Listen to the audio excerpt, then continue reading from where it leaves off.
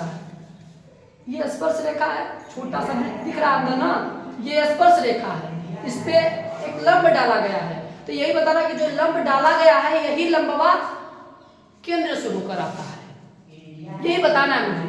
तो मैंने अपने से काम किया है, क्या किया है, एक काम किया है, हाँ क्या किया है, एक काम किया है कि केंद्र से एक लंब डाल दिए हैं और यहाँ से बड़े वाले वृत्त की जीवा को मिला दिए हैं और इसको मिला दिए हैं, ठीक है।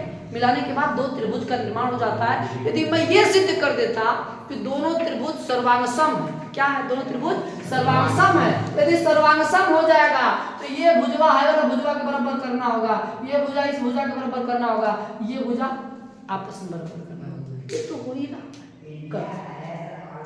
इस त्रिभुज तय त्रिभुज में अब लखो, ध्यान से लखो, इस वाले त्रिभुज में ये भुजा, ये बड़े वृत्त का त्रिज्या है ना, क्या बड़े वृत्त का त्रिज्या क्या है, ओ ए।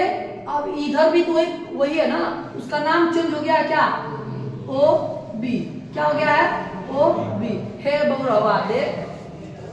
और ये कोण लंब है, क्या है, लंब है ना, ये कितने अंश का कोण बनेगा, 90 अंश का, कितने अंश का, 90 अंश का। तो नाम लिखेंगे का ओपी, कोण ओपी ए बराबर कोण ओ पी बी, आपस में कितने अंश का कोण है, 90 अंश का, ठीक है। तो ये आपस में क्या होगा, बराबर होगा, समकोण है, तो क्या है, समकोण।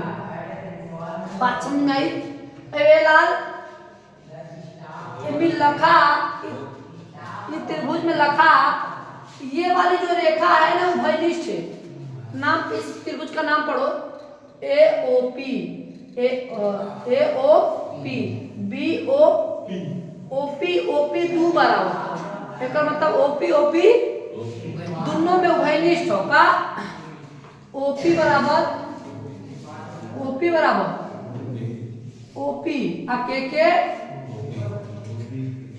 उभय निष्ठ,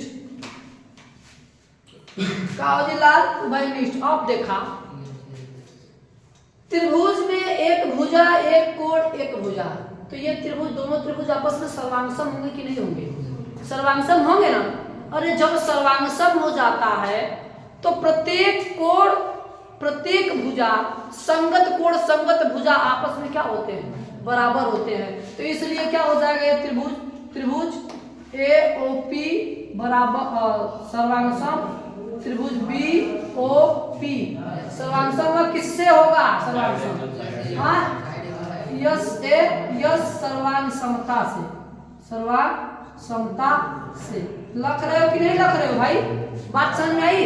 अब देखा ई बराबर होगा, एक मतलब हाई भुजा, हाई वाला भुजा के बराबर होगा कि नहीं बराबर होगा, तो क्या हो जाएगा, और तब एपी बराबर बीपी, एपी बराबर बीपी, ठीक है बीपी, ठीक है ना, हाँ, ये बराबर होगा। तो नीचे से लिख सकते हो भाई, जब अतः तो क्या सिद्ध करना था हमें, क्या सिद्ध करना था, स्पर्शी मतलब कि त्रिज्या से केंद्र से होकर जाती है, केंद्र से होकर जाती है।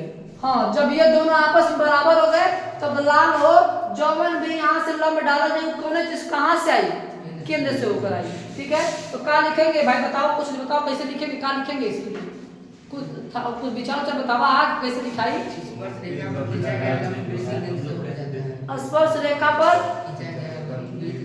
हाँ, तो स्पर्श रेखा पर खींचा गया लंब वृत्त के केंद्र से होकर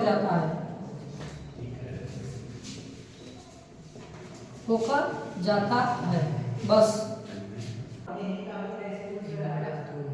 अतः लिखोगे, अतः ओपी लंब है किस पे, ए बी पे, और बराबर भी है, तो लिखोगे अतः केंद्र से केंद्र से डाला गया लंब भुजा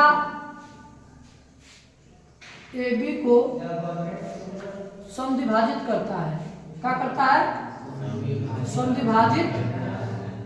समद्विभाजित करता है। तो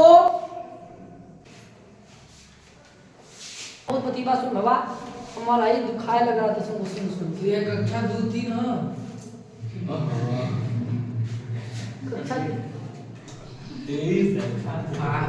चलो चलो वही है। अच्छा ठीक है, तो देखो क्या बोल रहा भाई, बोल रहा है कि एक वृत्त है, वृत्त का कोई एक बाह्य बिंदु है, उस बाह्य बिंदु से और केंद्र के बीच की दूरी 5 सेंटीमीटर है। यहाँ से लेके यहाँ तक के बीच की दूरी कितने सेंटीमीटर है? 5 सेंटीमीटर है। और स्पर्श रेखा की लंबाई 4 सेंटीमीटर है। कितना है बाबा? 4 सेंटीमीटर है। तो बोल रहा क्या लंबा लेकिन छोटा नहीं, कैसे बढ़ जाता है?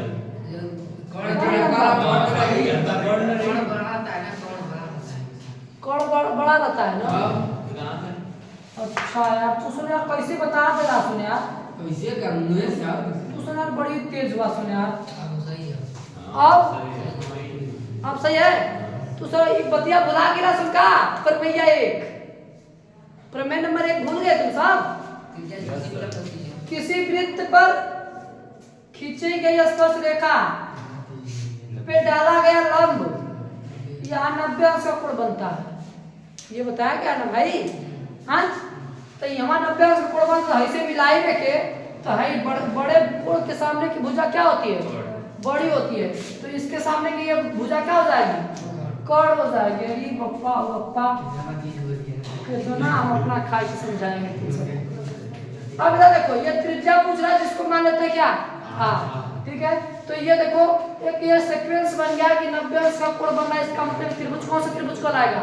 समकोण। क्या कहलाएगा? समकोण। समकोण त्रिभुज ये कहलाएगा मेरे बाबू। और इसमें एक नियम लग जाता है, जिस नियम का नाम है पाइथागोरस प्रमेय। पाइथागोरस प्रमेय ये बोलता है कि कर्ण का स्क्वायर, किसका स्क्वायर? कर्ण का स्क्वायर बराबर लंब का स्क्वायर प्लस आधार का स्क्वायर। इसका तुम जबानी आंसर बता दोगे यार, कितना आएगा? 3। एक चलते करता है 5 3 5 4 3 और क्या चलता है? 12 13 5 और क्या चलता है? तो देखो यही है, ठीक। अब उसके बाद ये कर दिया कितना? 5 का स्क्वायर बराबर लंब कितना दिया है? 4 का स्क्वायर। आधार क्या कर रहा है? हमसे पूछ रहा है, मतलब आधार मतलब क्या? त्रिज्या r का स्क्वायर।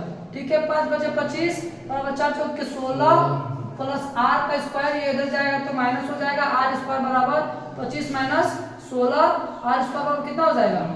हाँ 9। r बराबर कितना? 3 सेंटीमीटर। अब बात समझिए, त्रिज्या कितना आ गया?